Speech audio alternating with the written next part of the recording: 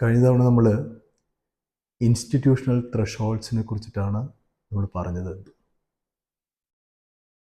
പൊതുവിൽ നമ്മൾ സംസാരിച്ചുകൊണ്ടിരിക്കുന്നത് നമ്മുടെ അക്കാദമിക് സെമിനാറുകളെക്കുറിച്ചും കോൺഫറൻസുകളെക്കുറിച്ചും അതിൻ്റെ നിഷ്ഫലതയെക്കുറിച്ചുമാണല്ലോ. ആ നിലയ്ക്ക് ചിന്തിക്കുമ്പോൾ അതിലേക്ക് എനിക്ക് വഴിതെളിച്ച ചിന്തകർ എന്ന് പറയുന്നത് പ്രധാനമായി ഡെലൂസ്, ഗത്താരി, അതുപോലെ തന്നെ എറിൻ മാനിങ്, അതുപോലെ ഇസ്ബെല്ല സ്റ്റെഞ്ഞേഴ്സ്, ഇവരുടെയൊക്കെ ചിന്തകളാണ്. ഇതിൽ പ്രധാനമായിട്ട് ഞാൻ ഓർക്കുന്നത് എന്താണെന്ന് വെച്ച് കഴിഞ്ഞാൽ, മസുമി അയാളുടെ ഓൺ ക്രിറ്റിക് എന്ന് പറയുന്ന ഒരു ലേഖനത്തിൽ, അത് മസുമിയുടെ ലേഖനങ്ങളുടെ ഒരു സമാഹാരമുണ്ട്, ബ്രയൻ മസുമിയുടെ കപ്ലെറ്റ്സ് എന്ന് പറയുന്ന ഒരു പുസ്തകത്തിൽ. അയാളുടെ 2007 എഴുതിയ ഒരു ലേഖനമാണ് ഓൺ ക്രിറ്റിക്. ഈ ഓൺ ക്രിറ്റിക് എന്ന് പറയുന്ന ലേഖനത്തിൽ അയാൾ പരാമർശിക്കുന്ന ഒരു വിഷയമുണ്ട്.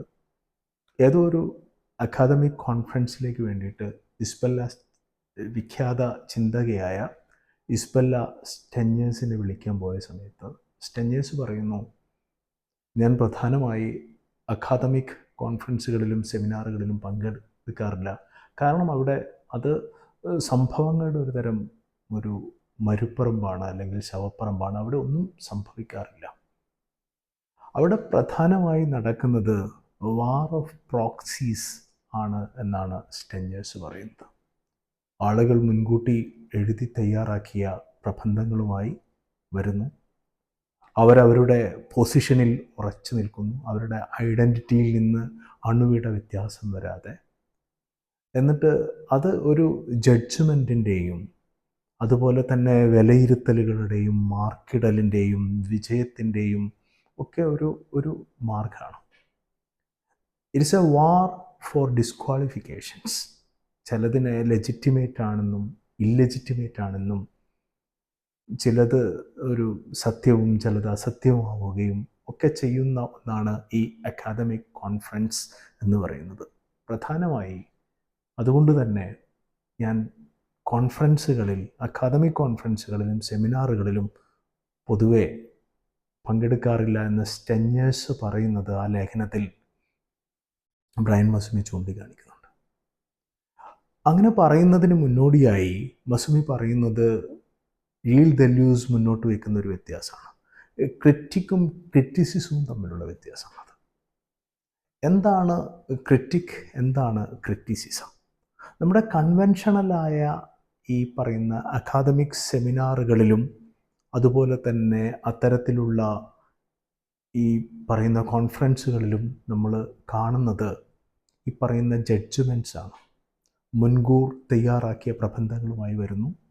അതുപോലെ തന്നെ ആളുകൾ അവരുടെ പൊസിഷനിൽ നിന്നുകൊണ്ട് അന്യോന്യം യുദ്ധം ചെയ്യുന്നു, ജയിക്കുന്നു, തോൽക്കുന്നു. ചില പൊസിഷൻസ് എന്ന് പറയുന്നത് ഊട്ടി ഉറപ്പിക്കപ്പെടുന്നു, ഒപ്പം തന്നെ അവരുടെ ഐഡൻറ്റിറ്റിയും ഊട്ടി ഉറപ്പിക്കപ്പെടുന്നു. ഇതാണ് അക്കാഡമിക് കോൺഫറൻസുകളിൽ സംഭവിക്കുന്നത്. ഡെലൂസ് വളരെ കൃത്യമായി പറയുന്നുണ്ട്, conversation and debate is anathema of thought. ചിന്തയുടെ ബദ്ധശത്രുക്കളാണ് ഈ പറയുന്ന തർക്കങ്ങളും ഡിബേറ്റുകളും സംഭാഷണങ്ങളും എന്നൊക്കെ പറയുന്നത്. പകരം എന്താണ്? സ്റ്റെഞ്ഞേഴ്സും പറയുന്നത് വളരെ ഇമ്മനൻ്റായ ഒന്നിനെ കുറിച്ചിട്ടാണ്. അതാണ് സംഭവം എന്ന് പറയുന്നത്. നിങ്ങൾ മുൻകൂട്ടി തയ്യാറാക്കിയ പ്രബന്ധങ്ങൾ കൊണ്ടുവരുന്നില്ല, നിങ്ങളുടെ പൊസിഷൻസ് കൊണ്ടുവരുന്നില്ല, നിങ്ങളുടെ അതായത് ആകെ ബാക്കിയാവുന്നത് പ്രോസസ്സ് മാത്രമാണ്. നിങ്ങൾ ആ സംഭവഗതിയിൽ നിങ്ങളുടെ മുൻകൂർ തീരുമാനങ്ങൾ ചിലപ്പോൾ ഉണ്ടെങ്കിൽ തന്നെ അത് റദ്ദ് ചെയ്യപ്പെട്ടേക്കാം. ആ ഇൻറ്റൻസിറ്റിയിൽ നിങ്ങൾ മറ്റൊരു വഴിയിലേക്ക് മാറി ചലിച്ചേക്കാം.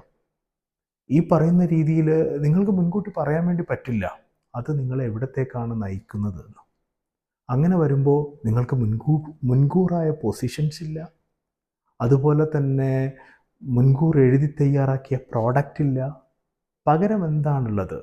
A co creation and togetherness.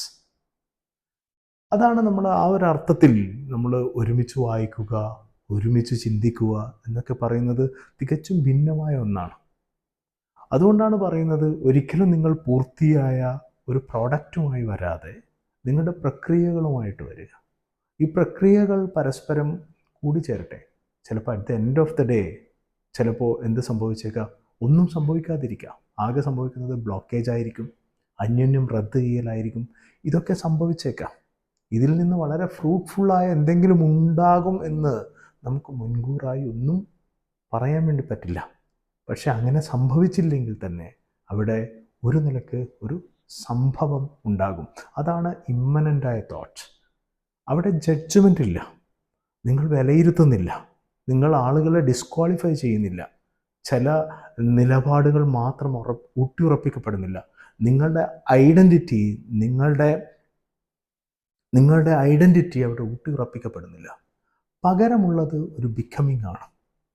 നമുക്കറിയാത്ത ഏതോ ഒരു സ്ഥലത്തേക്ക് നമ്മൾ ഒരുമിച്ച് എന്ത് ചെയ്യുന്നു, നമ്മുടെ ചിന്ത മാറിപ്പോകുന്ന ഒന്നാണ്.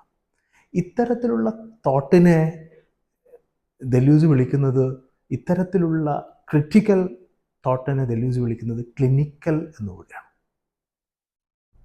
ദെലൂസിൻ്റെ തന്നെ ഒരു സമാഹാരത്തിൻ്റെ പേര് ക്രിറ്റിക്കൽ ആൻഡ് ക്ലിനിക്കൽ എന്നാണ് എന്ന് ഞാൻ ഓർക്കുകയാണ്. ശരിക്കും ഇവിടെ ക്ലിനിക്കൽ എന്ന് പറയുന്നത്, ഇവിടെ സിംറ്റംസ് അറിയുന്നു, ഇൻറ്റൻസിറ്റീസ് സെൻസ് ചെയ്യുന്നു, അതിനനുസരിച്ച് നമ്മുടെ ഡയറക്ഷണാലിറ്റീസ് അതിനനുസരിച്ച് മാറുന്നു. ഒന്നും മുൻകൂർ തയ്യാറാക്കപ്പെടുന്നില്ല. ഇങ്ങനെ ഒന്നും മുൻകൂർ തയ്യാറാക്കപ്പെടാത്തതിനെ അത് ക്രിറ്റിസിസമല്ല, ക്രിറ്റിക്കാണ്.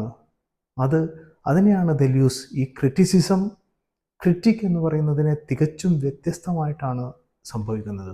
എനിക്ക് തോന്നുന്നു നമ്മുടെ കേരളത്തിൻ്റെ കോണ്ടെക്സ്റ്റിലൊക്കെ ഇത് വളരെ പ്രധാനപ്പെട്ട ഒന്നാണ്.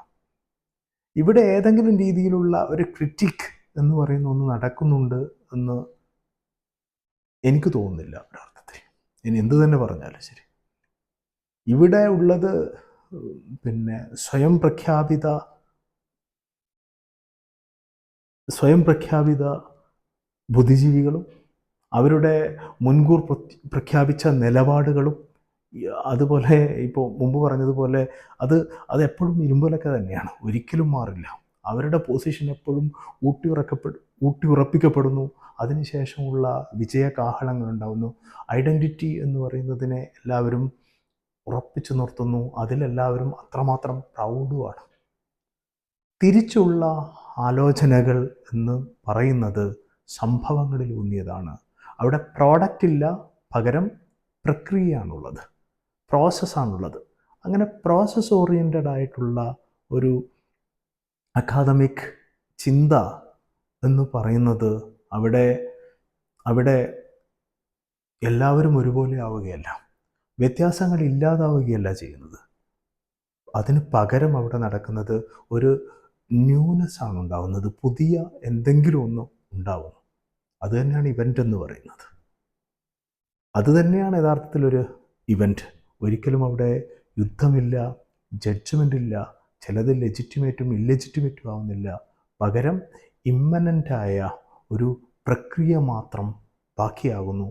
ആ നിലക്ക് കൂടി നമ്മൾ ചിന്തിക്കുമ്പോഴാണ് നമുക്ക് കുറേയും കൂടെ ഈ അക്കാദമിക് അഗ്രശാലകളെ, നമുക്ക് നിലവിലുള്ള അക്കാദമിക് അഗ്രശാലകളെ നമുക്ക് വിധ്വംസകമായി മാറ്റി തീർക്കാൻ വേണ്ടിയിട്ട് പറ്റുക എന്നാണ് എൻ്റെ ആലോചന.